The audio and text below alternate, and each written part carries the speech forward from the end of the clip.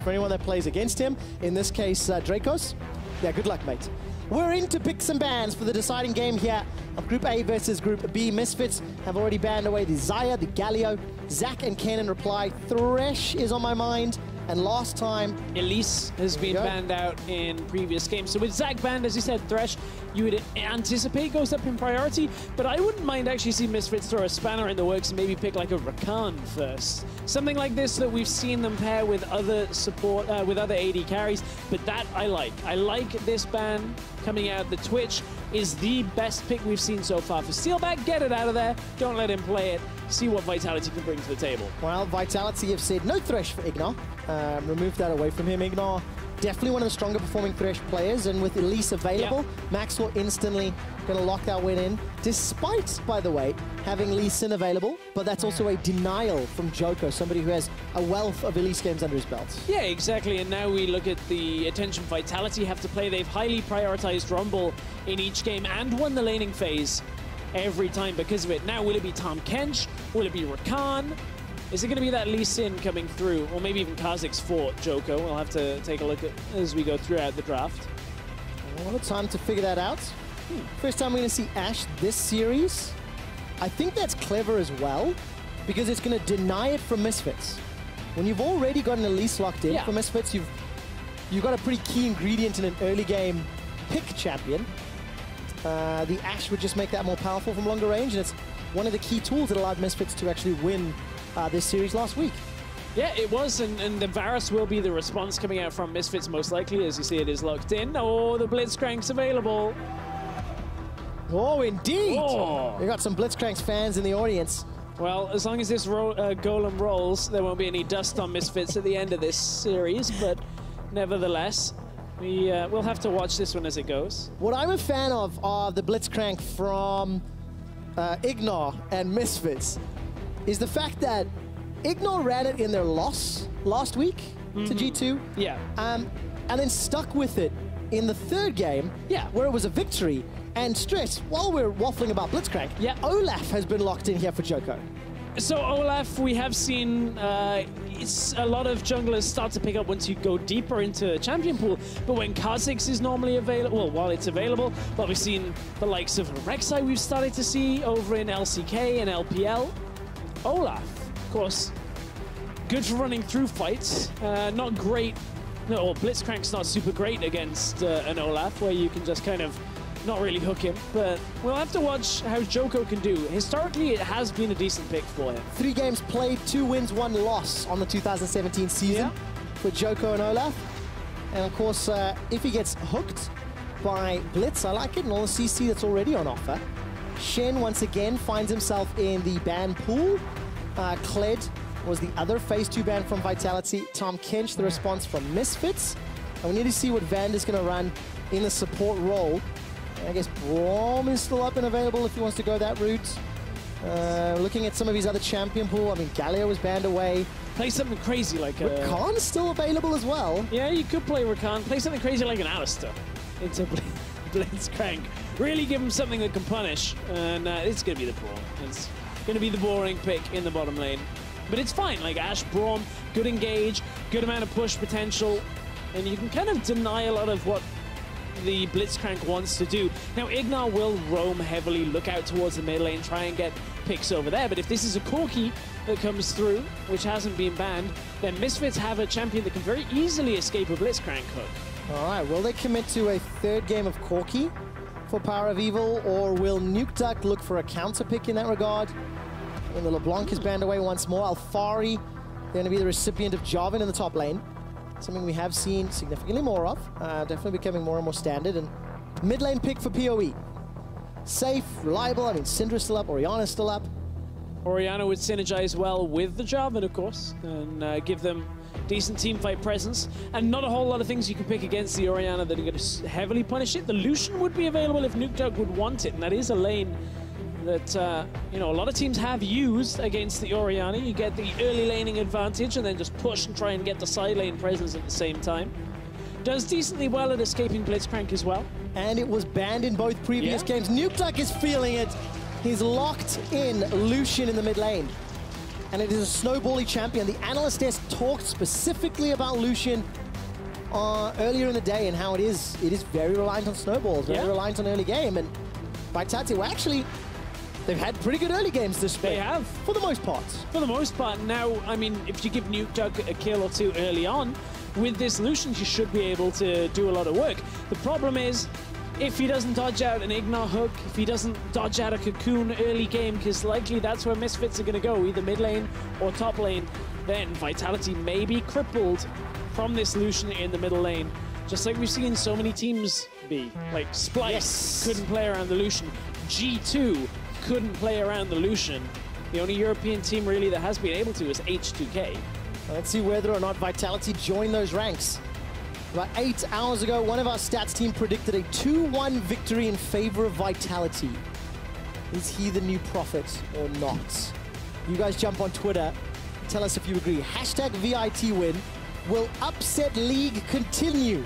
Will we start cross-group play with Misfits going down to Vitality? That's the question we're about to answer. And that's the question you and I get to witness, Stress. We absolutely do. How much is that team paying you for all of this? Not enough, I'm afraid. Okay, we'll see if Misfits can squash the bee, just like a swatted fly, or whether Vitality can sting back for a 2-1 win on this series. Well, we're going to see. They're going to have to just lean on some of their good carries if they really want to squash this bug. Yep, and there's 2 good carries indeed for Vitality. A lot of damage to speak of. Okay, so Vitality aren't playing into it right now, but They could be. Basically, solo queue, what happens is you go to the enemy blue buff with Blitzcrank. One thing you can do in competitive, because people always try and get vision over the Raptors, is you sit 5 people at the Raptors and they never get away. And of course, go back to game 1, when NukeDuck was moving in to contest those Raptor camp. It was some shenanigans, some evil shenanigans that Vitality were putting together. Unfortunately, no response from Ignat, no lucky hook. He's going to have to go fishing elsewhere. Oh, I thought he was coming back for a second. Look, he's thinking about it. They're thinking whether they want to actually go. And look, Hansama and Ignat now venture back towards the ward, but it's nothing. It's a whole lot of nothing going on in the beginning of this one. But the ward that Vitality initially placed will spot out Maxlaw's starting area on this blue buff. Hasn't spotted him yet because he's been in the bush. But it will. As soon as he crosses out, Misfits are already in the lane looking for that hook. And it's going to be a devastating lane if that hook lands on Ash. Braum can't do a whole lot to defend if it lands early, but look, Vitality wait for the minion lane, minion wave, and just walk into lane. Yeah, you need multiple levels for Braum to be able to stand behind me and then put up the Unbreakable combo that we have seen a few times already. This split. Alfari, by the way, starting W, that Golden Aegis on Jarvan, expecting some early trading into Cabo. Cabo's once again on the Rumble. He's had very good games on this Rumble. Laning phase has been strong into Alfari. Team fights, most of the equalizers have been pretty good. Yeah, there's that one. The odd one has gone a bit awry, but at the end of the day, it's had enough impact for Vitality to force the deciding game. And I find it interesting that Alfari goes to this Jarvan because won't have the easiest of laning phases into Rumble. You can obviously punish in more all-in trades, but won't exactly be easy to capitalize.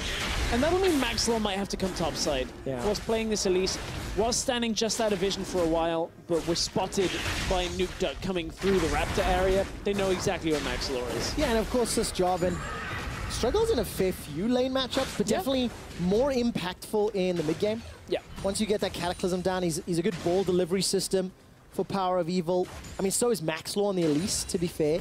There's options for him. But we need to see from Power of Evil, honestly, a performance of NukeDuck's caliber from the previous game. NukeDuck's Orianna was fantastic. But whose Orianna has always been impressive. Yeah. Whether he's taken Smite, or Teleport, or whatever summoner, Power of Evil you always feel does well on this Orianna pick. It's one of his synonymous... Come on!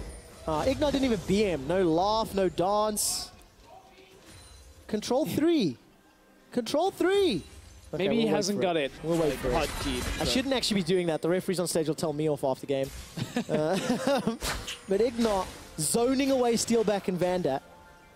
This is just really lane dominance. Plus 7 CS already. Yes, there's a wave pushing to Steelback. So he'll be able to catch that up very quickly. But confident play in the 2v2.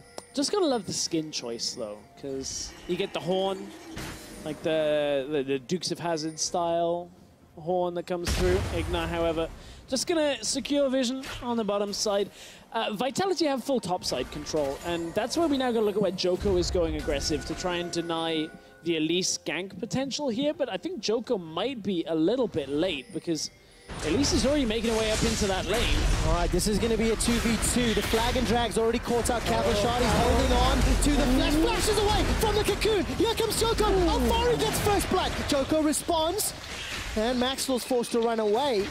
So kill secured by Joko, the jungler for Vitality, and Alfari, the top laner, with the first blood bonus. So Maxlaw gets his effect off up in the top side. That first blood should help Alfari get through this laning phase and build effectively against this Rumble. But if Olaf camps him, if Olaf comes back to the top side, and Alfari uses his EQ combo, he doesn't have flash available. Same could be said for Maxwell. We're going for round 2. We are indeed. Cocoon catches onto Cabo.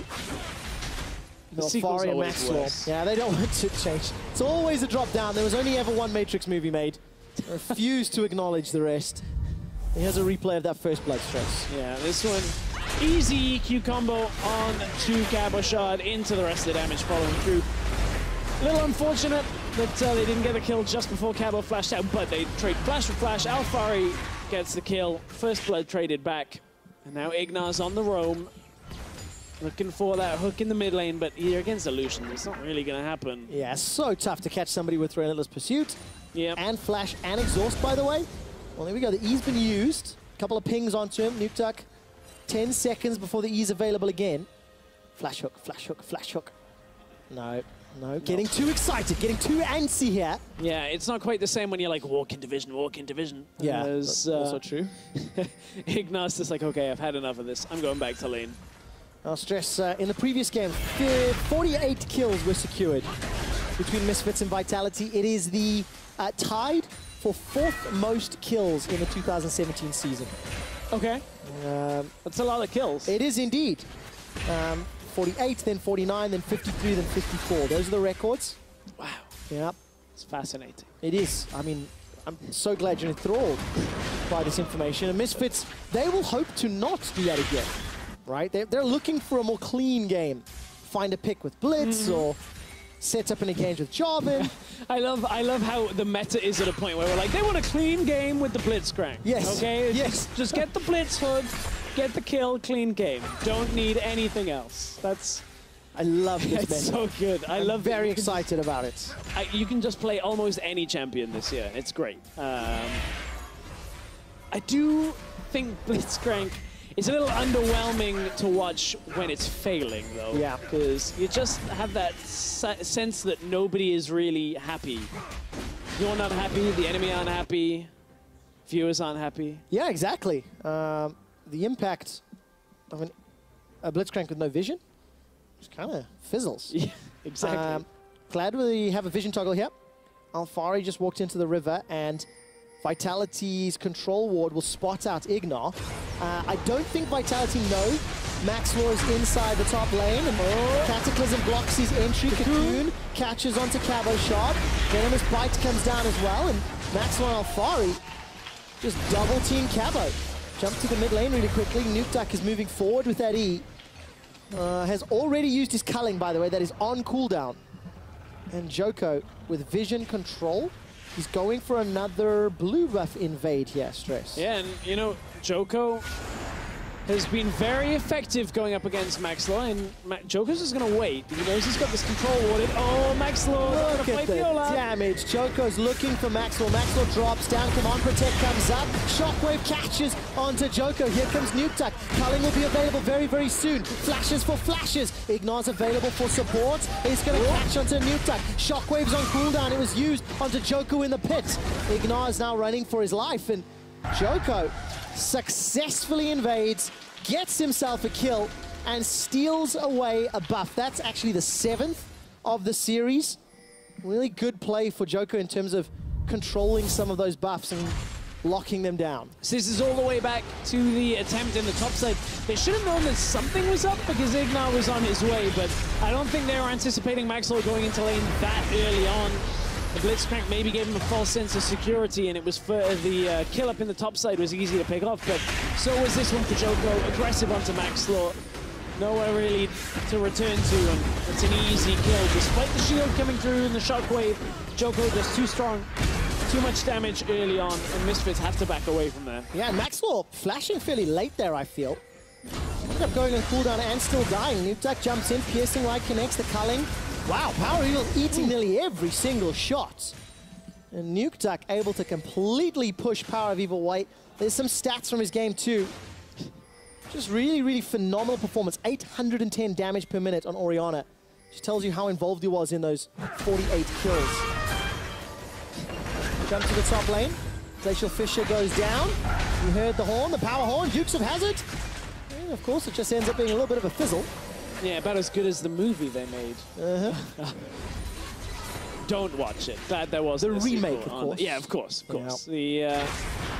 Now, as we settle into this game, as it's going to get a bit of a longer game because there hasn't been this big impact in the early game that we've been expecting. Yes, there's been a couple of kills, but this isn't a loose, open game. You have to look now where Power of Evil, where Hans Sama are looking to go with this. And Power of Evil opting towards the Rod of Ages, a little bit more of a tanky, stacking build. Not the usual build that we see out of Orianna's. You see the Morellonomicon going in towards Rabadon's Deathcap most of the time.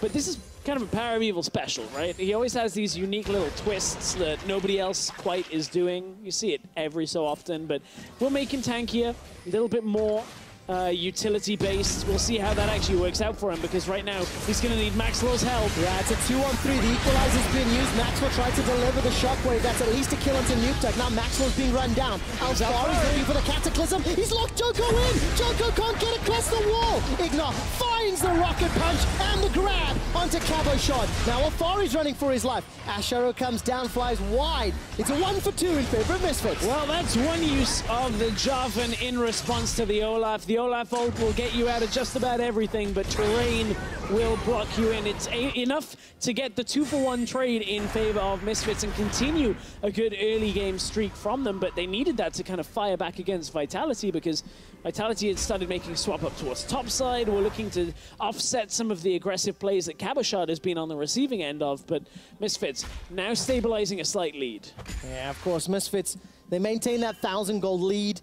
They've got themselves a Jarvan who's got 3 of the 4 kills, which is crucially very important. And the game has kind of played around the AD carries. We've not seen Hans Sama or Steelback hugely pivotal yet. That Ash Arrow flew a little wide, and you'll actually see a replay of this one. I say 80 carries, I mean the actual roll. Yeah. Not the champions. It's okay. we knew what it was. We knew what you were talking about. Nukeduck ended up falling on this one quite easily. It's an easy combo for Maxwell to get the kill, and then Joker's like, I've got this. That really is painful when you see an Olaf getting caged in, but then Misfits just pull back away. The important thing you're talking about with 80 carries is if it maintains like this, then Steelback is going to be on one of these back foot rolls where we've criticized Vitality for. If he's just an ult tool with no damage coming through, that's when they haven't looked successful. That's when Vitality have looked underwhelming. And that can't happen to me after seeing the last game of how good Steelback did. This damage per minute, super high, like maybe second only to Cobby on the Twitch. Yep, which, quite possible. I mean, Steelback's previous record was 748 damage per minute, and he was playing Varus against H2K. So he did even more. I mean, look, again, 24 kills for the team, 48-minute game. All of those things are going to play into his favor for what is a fairly generic stat, but an interesting one, nonetheless. Well, something that also is interesting is Vitality's lack of vision control. Once again, means the Dragon is going to Misfits. Now, another early Dragon to Misfits, another valuable Dragon as well. May the odds be ever in your favor, is apparently what Misfits are saying, because they got triple Infernals in the previous game, and in game 1 it started with a Mountain as well. They just got themselves another Mountain Drake. But look at the mini-map, guys. Vitality starting to threaten. Ash Arrow is available, and there's a ward inside the Sentinel pit. So if Misfits overstep, they're starting to surround Vitality, and could be up to another team fight. Blue buff says, no, this belongs to Misfits. Remember I talked earlier, Joko has stolen 7 buffs this series already. Looking to make it number 8. Blue buff secured onto Max Law. Flash is used to dodge the Ash Arrow. Nuke is going to dash over the wall. Ignar will pick up a kill. Oh, There's a hook onto Cabo. He's under the tower, and Power of Evil gets another. Nuke culling does nothing, and it's 2 kills to Misfits. Oh, Vitality going way too far into Misfits territory for a blue buff of all things. It doesn't quite connect for them. Misfits are able to take the fight on the tail end of it, and now they're going to lose the tower in the bottom side. Vitality get pushed away from that Rift Herald, and it means that Misfits are in full control of a 3rd game in this series. So let me just summarize. Misfits get first blood. Misfits get first dragon. Misfits get tower first blood. They're up 3 kills already, and they've got a team composition that can shine in the mid-game. And this is how the play happened. Good response to the engage from Vitality on the Misfit side. Yeah, and you can see Ash Arrow, again, not connecting. It was from range, but still not quite there. And Kabosh puts himself just too close to the fire. Max range hook. And Kabosh under the tower just completely falls apart. Like, Misfits, just a scratch of the head for Kabosh. Nothing really more to say about that. That sucks, because you look at that, you're like, that hook wasn't even for me. Yeah. I wasn't meant to eat that. It's like, Steelback, why didn't you take that Yes, one? Vander, you were on the front line. That was your hook with your name on it. But hooks don't discriminate. They just catch whoever's in front of them. Yep. And it ended weaker than it started. Yeah, it's okay. It's fine. Tower number 2 falls in favor of Misfits as 15.5 minutes have gone by. And Vitality are 2,500 gold down. Down in every single objective. On the plus side, they also get enabled in the mid-game, right? Ash Arrow, plus Lucian, plus Olaf and Rumble. There's a lot of tools that Vitality can use to try and silence the crowd who are trying to put together a Misfits chant. It's getting there. The Misfits chant is getting there. You know, maybe after a Baron will be all orchestrated in time, but everything for Misfits right now is looking good. They've got side lane control utilizing this Javan. He can fight Nuke or Cabochard, basically, whichever one takes a step out to the side wave. Now you can see nearly at that Titanic Hydro point for Alphari. Ignar says, look at me now. This is my Krug. No more the others. Steals away the big one. Krug life right there. Here we go. Looking at the minimap, and once again, Rift Herald has started. It feels like Misfits have just had really significantly better objective control if they can get this one cleanly. Ash Arrow is available and could come from mid lane. Flash forward. Means Nuke is forced to flash himself. Ash Arrow from Steelback, still not fired, still not fired. Power of Evil. On Olaf again. It's another one. Alphari's locked Joko into the pit. Shockwave picks up a double kill for Power of Evil, and my fantasy is ecstatic. You mean LCS fantasy, right? Like, no, getting into my fantasy. Fantasy LCS, I'm going to win. Well, this is a pretty confident game here, Stress. Yeah, it is. It's a confident game. It looked like Rift Herald was just spawned as well towards the middle lane. That's Inataur in the top lane going through. Equalizer Rift Herald cares not for your broad. He's been summoned. Cabochard flashes over the wall. He's able to burn down Ignar. Power of Evil's running for his life, but the Winter's Bite stings and Steelback shuts him down. Misfits in too much of a hurry to try and get too many objectives. They were pushing top side, recoil out with Hans Sammer and Alphari, and then to spawn Rift Herald way far away without pushing the wave up. And really didn't address the fact that Vitality was still standing in the mid lane. So this is how it all started. Couple of problems here for the Doctor of Progonomics. Ignar at this point couldn't really see Nuke and really had to back away off the hook, but Hans Sammer makes it easy. Just gets that chain of corruption. Then here we go, Alphari once again says to Joko, there's no escape. Easy second kill. And this is where Misfits look a little bit kind of just spread too thin. They spawn Rift Herald, looking to try and go aggressive. Power of Evil can't quite output enough damage now and can't escape away from Cabochard. And it just means Misfits to get a lead, extend their lead, and don't lose it, but get slowed down quite heavily. Yeah, punished by the engage from Vitality. And I see what you see. I see what you see indeed. The stinger. Nash's tooth has been completed by... Okay, so let's... Well, hold that thought. Joko gets pulled forward. He's Ragnarocking and Ragnar-rolling. There's going to be an instant repel from Maxwell. He jumps down to the honey fruit. Teleport being channeled by Cabochard. He's looking to jump onto the banana bush. And Alfari's got the baby cage. The Cataclysm is available. And who will get locked in? Rocket Grab catches Vanda. Cocoon catches Vanda. Power of Evil with Nash's tooth sinks his fangs in. Once that extra attack speed, those empowered auto attacks of Orianna, just make sure you go and get it. You can see H2K getting ready for a Look big at Jankos. Jankos is trying to figure out what's going on here. He's saying, those hands. Look, a Mountain Drake, an Infernal Drake, not even SKT would give up this game, just like he tweeted during the last one. Unfortunately, Jankos not quite the prediction that would have gone his way. Yeah, Misfits, by the way, with the lead at 20 minutes. 25-3 record here in the LCS. This is a significant lead, if ever I've seen one. 5,000 gold. And it's thanks to plays like this, where Ignar, I think he landed 3 hooks in a row. Admittedly, it's like shooting fish in a barrel, but still, it counts. Yeah, gets one onto the Olaf, and then that kind of turns Olaf's aggression on. Wasn't quite enough for Vitality to be able to continue this fight. So that was the first hook actually landing. Fast forward a little bit more. Easy one on Vander as well. Right next to him, Cocoon.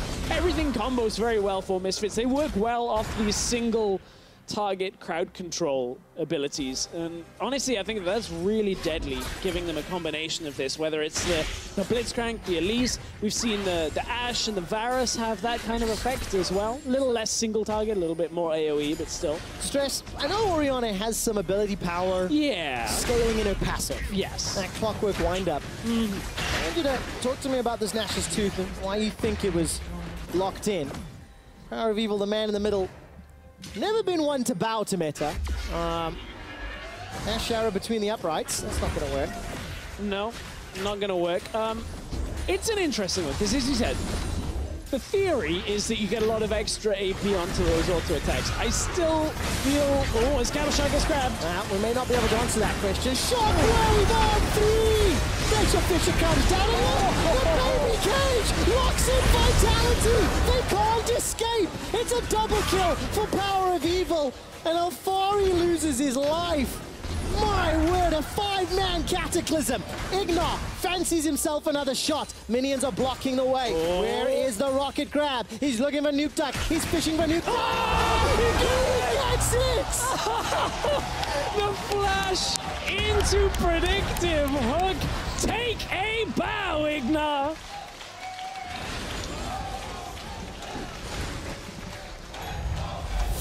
And that's got the Misfits chance flying in Berlin. Oh, he makes it look too easy. The first hook, Nuke Duck dodges out. Cabochard gets hit by another hook that wasn't meant for him. And 5-man dunk into the damage Malfari. He knows he's dead at this point, and it was all a bait after the shockwave. The autos, fair enough to finish it off. And look, Ignar just lining it up, waiting, stalking Nuke Duck. He knows he's getting it. He can already see the hook. Flash! Got him! Oh, Berlin, I love you guys! The build-up and the crowd cheer. Well, Ignar's Blitzcrank. Man, this guy is just... Oh, damn it, Dracos. This guy is popping off. Just such a great couple of weeks. And have you said hella and popping off in the same I believe that I have. I have indeed. Ignar. Are you getting ready for Rift Rivals? Hold on. Here? I have it. Here I said earlier. Let's see what happens. Joko's Ragnarocking. He's not going to get caught by the rocket grab. Ends up being caught out. Alfari's going to put the Cataclysm down into 3 Hun Summer. And Nuke Duck going toe for toe. The shockwave not going to be enough as Nuke Duck is able to flash away from it. Nuke Duck will get caught up by Maxlow here.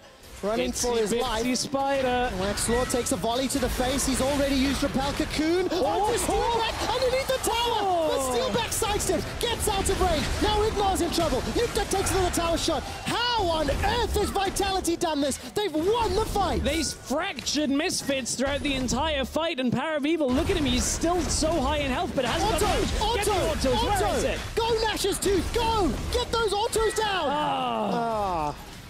That was underwhelming. Don't know if I'm a believer yet. Hey, look, Brom, super effective against Nash's Tooth Orianna. Puts the shield up and nothing really happens. So this is how the fight started. We saw a lot of focus here. Hansama has to flash out over the Ash Arrow just to get himself to safety. Then Nuktuk picks a fight. He knows he can take this fight as long as he just dodges out the damage that comes from the Orianna. Shockwave well flashed out from, and Alfari had gone aggressive into the backline, did not connect. Max Law had turned, peeled away to try and get the kill. Wasn't able to close the gap on Nuktuk. And from there, honestly, at this point, Misfits just can't really take the fight. Ignar, he's just praying he had his ultimate available. Yep. But it wasn't. He'd already used it in the fight. And Vitality fighting back in this team fight quite spectacularly. Oh, it really is. Look, when we come out of this, take stock of the situation. They're still down 5,000 gold. They got 1 tower to 4. But Power of Evil's on-hit Orianna, is that even a thing? I guess we'll see how the rest of the build plays out. Looks like he's going towards... He's going Rabadon's next. Looks like he's going towards Death Cap. He's going to be like Death Cap Lichbane to finish this build out. That would be pretty epic. Let's see if he does. Having a little bit of fun with it. Definitely winning over some hearts. It's an interesting style. The whole Misfit squad, I mean, Ignore on this Blitzcrank, really good performance. And just saying, by the way, 24 kills in about 24.5 minutes. You and these that is half the game time, half the kills Damn it, Trevor. of the previous match. All right, let's see if we can keep this up. Blue Sentinel, mine. Yells. Sentinel slowly getting bored. Picked up by Power of Evil. Secures it with the extra auto attack. All that power comes through. The power of evil. It is indeed. Unsummer, by the way, was close enough for Chain of Corruption, decided not to fire it, and we've kind of devolved into a little bit of anarchy here in Game 3. I mean, did we want order or chaos? I actually only wanted chaos. Yeah, that's why I picked the chaos icon in client. That's what we're going for. Maybe that's what Vitality and Misfits are running. There's one guy here's picked the chaos. The rest of the guys was like, yeah, I'm going to be Yasuo, mate. Order tokens. That's the only thing that felt bad. I wanted chaos to win. Just hate supporting Yasuo. But then it's Riven is for order, so you can't really, like... At least Riven 1 tricks are skilled players. Ooh. Yeah, calling out all those Yasuo 1 tricks. I mean, I'm not a Yasuo player, so that's horrible. All right, steal back. Definitely needs to get better accuracy. Power of Evil flashed away from the undertow. It's about sending a message. Yeah, Joko sent a message. Hi, bye. Ran past with Ghost and Ragnarok. So Alfari, however, Guardian Angel has been picked up. That means next time he gets that 5-person Cataclysm and he gets killed, he will come back and maybe get one more EQ combo in a fight. But that's probably about it. But that's Might important. Not survive longer. See, that's important because Power of Evil can get more autos down. What would actually be next level? What would be next level is Power of Evil win Hurricane, 4th item, and then let Alfari lock people in the Cataclysm, and then he just Hurricane them with his passive to death. And then we're going to get Zeke's Convergence, we'll get an Ardent Sensor, we'll get everything. Hey, I'm down. I'm down. If Misfits are keen, they've got a big lead. There are 4 kills, and they're going to pick up another Mountain Drake here. There's no contest from Vitality. And it's another... scaling item, another advantage that Misfits can just accrue. I love when Power of Evil comes with these ridiculous builds, because you're like, there is no way that is as efficient as the regular build. And then he wins every game that he does this. Based analysis, 6, 3, and 5. Ignar got the flash available. Rocket Grab is primed, but Misfits don't fancy a fight. Look how they're splitting up on the minimap, because there are 2 large waves pushing towards them, Stress. So the game has slowed down, and it's kind of returned to a little bit of normality. Yeah. As Vitality are trying to chase Misfits and punish them. And speaking of a team whose playstyle maybe hasn't always been normality, Fnatic warming up for their series against H2K today. You already saw the H2K guys warming up themselves. Going to be a hype series. It will indeed. But this has been hype. Like this, we've had Blitzcranks roaming the map, getting the surprise hooks on Nuktuk. More important, there's a lot left in this game as well. We had 48 kills in Game 2. Okay, that is what matters to me. That is what makes me happy. And teams really just commit to the chaos. All right, Misfits, come on now. They need to make a play. They've not really set up around Baron. They've not really pushed super heavily, but it feels like that's what they're doing. Stress, what are the next steps for the Misfits squad? So for Misfits, they maybe either need Vitality to give them a pick in the way that they have done time and time again in previous games, or for Misfits, it's a case of just starting it off. Orianna will have significant Baron damage utilizing this build, so they may be able to rush it down quite quickly, but the fact of the matter is Nuketug will be able to always push back one of the side lanes. You can see Kabashad has his teleport available, so he'll go down there and absorb this Jarvan for a while, but Misfits haven't been able to build off the lead they built Jarvan in the early game for a very long time now. No, they haven't, but Alfari's Cataclysms have been phenomenal. Yeah, they have. He's really been able to find multi-man targets, multiple fights in a row. And as it stands, Alfari is now continuing to shove out this bottom lane. Something I have just been informed by our stats team, Stress. Misfits have secured 10 dragons this series. Okay. Do you know how many Vitality have? 2. 0. Was it not a single dragon. The Elder was the focus. Here's the rush. In the previous game, Cabashad's going to teleport, but thanks to the Nash's Tooth and Blade of the Ruined King on Hansama. Oh, it hits Maxlaw. All right, let's see, where is the threat? Glacial Fissure comes down. Maxwell's going to need to rappel up into the air. Chain of Corruption not going to split, and teleport used. Equalizer, Ash Arrow, and Vitality just have to wave goodbye to the objective as Baron was secured. Misfits with a clean Baron. Nothing really that Vitality could have done to defend against that, except for utilizing that TP quicker. They just weren't in a position because of the vision control that Misfits had. So now they're up against the Baron buff, looking at this Jarvan that can push out on the Rumble, on the Lucian.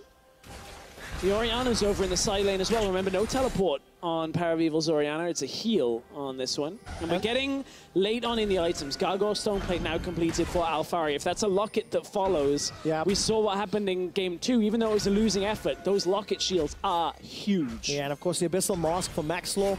That's going to benefit the on-hit damage from Power of Evil.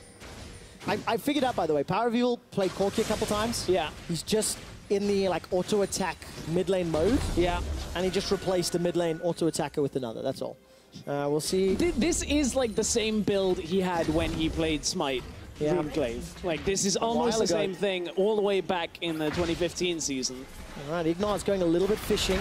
Nobody's biting though, as Vitality are able to move away. The bottom outer turret was dropped. Mid-inner is the only turret remaining outside of Vitality's base. And Misfits, they're playing this one pretty clean. They got that Baron safely and without real cost. And now they're just protecting this cannon minion, waiting for the next minion wave. Yeah, just a case of walking the minion in. Jarvan's coming down. Hang on, that arrow landed on Hansama. It was the key target. Hansama's running for his life. Turn. Cataclysm under the tower. That locks Vander in. Steelback forced to flash away to safety. Nobody's died yet, but the inhibitor turret will. And Misfits, they baited the engage and responded.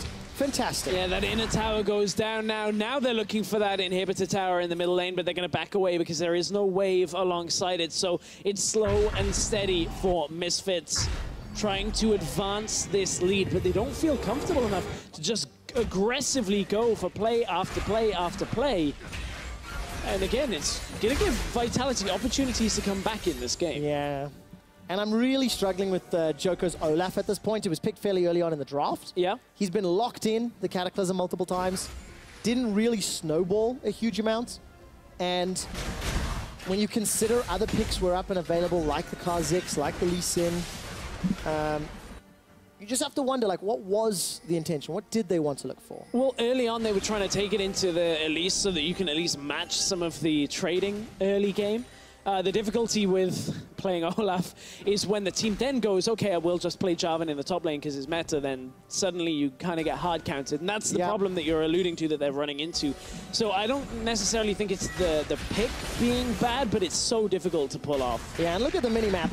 Misfits are pulling off the 1-3-1 really, really well. Wave clear, but in the mid lane. Power of Evil has to be careful here. Like, he cannot push all the way up to the inhibitor, but Alfari can. All right, well, Alfari's going to take that one down. Power of Evil's finished the recall. By the way, this will be the first dragon of the series Unless for Vitality. No, not this time around. Infernal Drake picked up. The opportunity was there. At the cost of an inhibitor in the top lane. Not worth. No, we've gone back to level one, game one shenanigans from the Vitality squad. And also, Stress, I'm extremely disappointed in both of these teams. Okay. The last time somebody died was at 23 minutes, 46 seconds. Oh, that's on the 10 clock. minutes ago. It's over 10 minutes without a kill. Was that the Mad Life hook as well? It was indeed. It's just shocking. I mean, maybe everybody's just leaving it because nobody can get a more flashy kill in this game. Maybe that's it. Okay, we're waiting for the flashiness then. Super Minions top lane means, well, Misfits can push the other lanes and do it. It's going to be, look, we're nearly there on Locket Stoneplate again. Yeah. Like, I love the games are going late enough so that we're seeing this, but I think people are going to get really bored of it if it happens every single game. I feel like it'll get changed soon. Maybe just a little bit. Just a thought. When you give like 10,000 health worth of shield across the team, it's a little bit silly. It is indeed. But it is difficult to pull off, of course.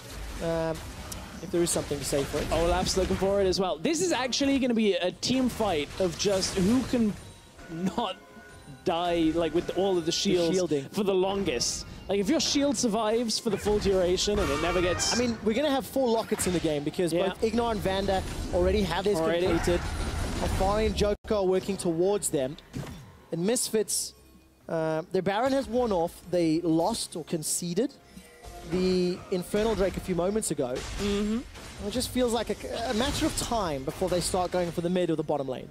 The difficulty Vitality have in this game compared to the last one is they don't have that Twitch, they don't have the Orianna that have that late game power in team fights. They're running an Ashe, they're running a Lucian who can have damage, but you really have to be in a position to constantly output with auto attacks. You cannot really be falling back in the team fight, and considering they are down 10,000 gold, this should be a Misfits win. Yeah, of course, they're not going to be able to stand toe-to-toe with Cocoons, Rocket Grabs, Shockwaves, Cataclysms, all these tools that can just lock Vitality down. The one thing that I do want to say, Vitality have played better than I anticipated they would. Right, I agree. A team that has struggled for a fairly lengthy period of time has had glimmers of hope at different times, but Nuke Duck is consistently being a threat in summer. Cabo Shot is showing on Rumble he has some proficiency, and it's just this macro, these team-based decisions that we continue seeing them fall apart. Vanda's caught out. Look at all that CC, by the way. Cocoon, Chain of Corruption, Rocket Grab. Java arrives. Down on Fari. It's just going to flag and drag out to safety, and a full channel on the culling. Drops Ignore. Piercing Arrow comes down. You don't really want to hook Vanda as long as he's got the wall up. Ash Arrow goes wide, Steelback not having the greatest accuracy. Steelback is locked in. The equalizer. Shockwave is dodged by a few, but not by Steelback. Cabo Shot is just dropped down. It's a double kill for Hansama, and Misfits are pouring down the mid lane. Look at the flag drag knock-up flash from Alfari. 3 kills, and Misfits use their lead. That is going to be the game for Misfits now, securing the win, easily able to get into the fight. Vitality, they'd already backed away from Misfits, but tried to re-engage. Now Nuke Duck's going to get caught out. Ignore with another fantastic play. Flash Power Fist into the Rocket Grab. Misfits with the minions are knocking over the Nexus turrets, and Ignore's Blitzcrank was a game changer, but Misfits' confidence in Game 3 take down Vitality for the win.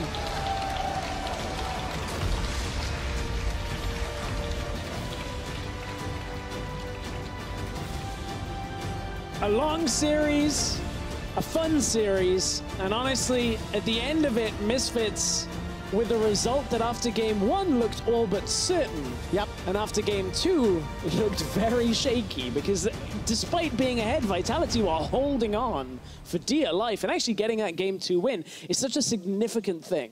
Yeah, it really is. Handshakes across the board here for Misfits, and the crowd really got behind Misfits and Ignore throughout the course of Game 3. Hell yeah, we did, thanks to that guy.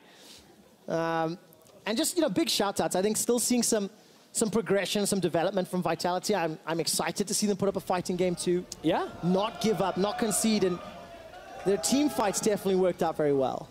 Yes, the team fights worked out well for Misfits. A couple of shaky moments where you look at their lanes.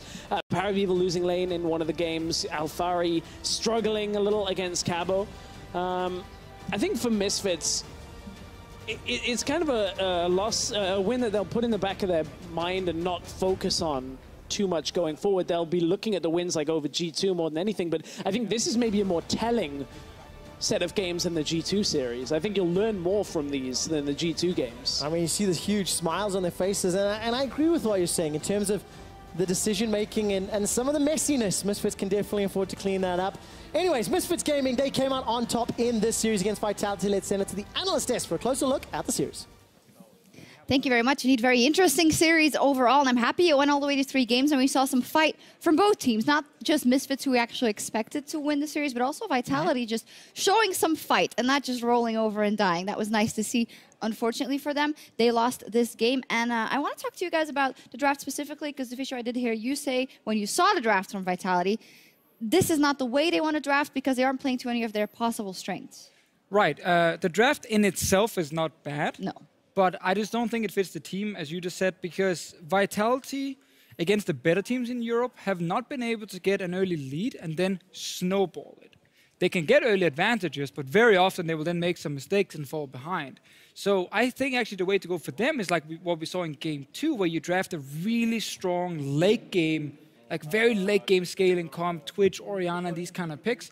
And you kind of rely on this team, like Misfits, to then not be able to just outright beat you in late game team fights. But I think when Vitality go for this kind of draft where they need to snowball early game, they're not good enough at doing that. And it often ends up just very quickly falling apart, and then they don't really have a comeback mechanic.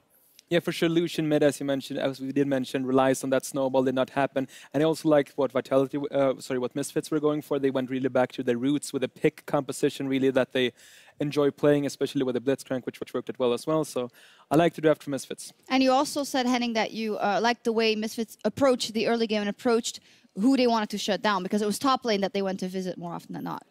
Yeah, Maxler really put a lot of pressure, helping out Alfari up in the top side, and I think that's really smart because both because it's a Jarvan into a Rumble, but also because the Illusion mid really, if he gets that snowball going, he wants to go to a side lane, and he also is running the exhaust, which means that he could potentially duel a Jarvan, but if you get the Jarvan snowballing, there's no way that Illusion's been able to contest that. Or Nola.